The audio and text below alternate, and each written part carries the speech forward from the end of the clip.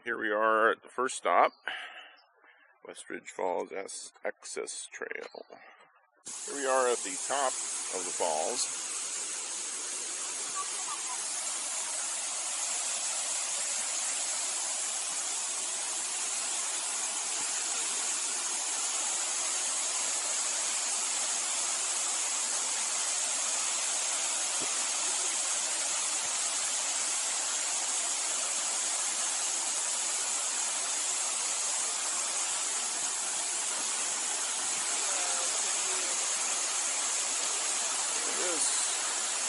This is why we do the Appalachian Trail.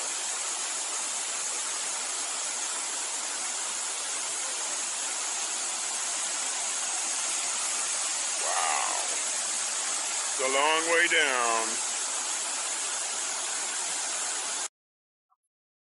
Okay, this is the Benton McKay Memorial.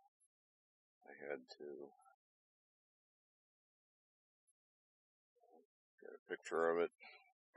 So all it is just a bronze plaque. There we go, bronze plaque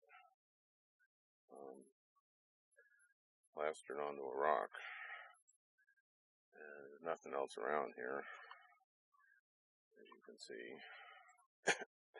Anyway, that was one of our ancestors, I guess. If you see pictures of him, he looks kind of like, a little bit like Uncle Harry and a little bit like Uncle Don. But they don't have any pictures of him here other than that, whatever that is, that incised thing. So, anyway, we are here and we're on our way to Stover Creek. Okay, guys, this is kind of a wrap-up of days 1 through 4.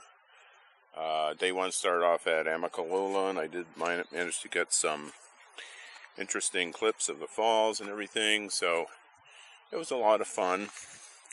I started my hike, and it's really intense, let me tell you. It wasn't too bad getting up to the first shelter that we were at, and I met a couple of interesting people along the way. There's one guy who had bad knees, obviously a ex-Army paratrooper.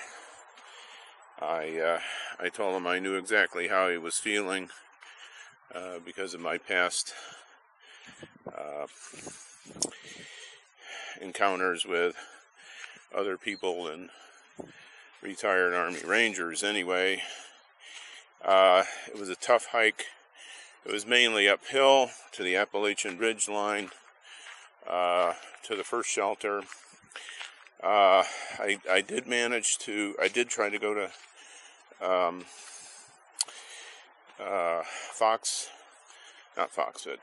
Hawk Mountain. There just wasn't enough time because of the time that I started. So I got to Stover Creek, spent the night there in the shelter. It was jam-packed full of people. Not something you really want to do, but it was a choice between staying in the shelter or being in a tent and getting rained on all night. It rained that day, the next day, and it's not heavy rain, it's like a mist most of the time in the morning. And I did get to Woods Hole, stayed at Woods Hole. It was a great time. A lot fewer people there because there was such a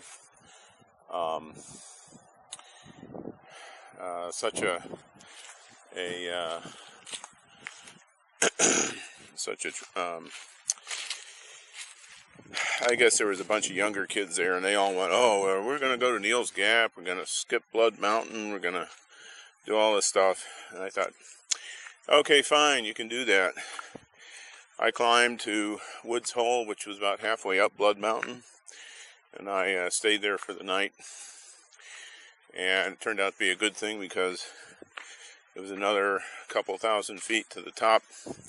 I got some pictures of the shelter, and I'll see if I can incorporate those into this in editing. So it was great. I'm headed to Neels Gsp store. They have all kinds of good stuff to pick up, as well as the stamping the AT passport, which I forgot to do. But we're on the way. The cabins here are just super. There's a lady there that she does your laundry, and everything comes out right. It's sounds kind of strange, but you could get spoiled like that after 4 days in 4 days hiking on the trail, and you wouldn't believe how much better everything smells too. But anyway, tomorrow may be an extended day. Not sure where we're gonna wind up. I might think about hog pen shelter, or there's another shelter at about 12 miles. So hopefully, if the climb isn't too